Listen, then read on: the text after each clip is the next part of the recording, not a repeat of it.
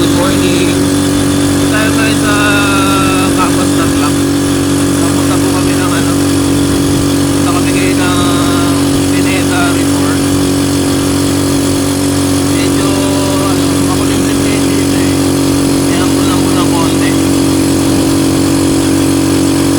Malayo pa tayo sa Pineda Resort. Naka-tricycle lang kami. Tricycle kami na asawa ko eh. Ito yung mga bata na sa sakyan. Pero komportable sila doon.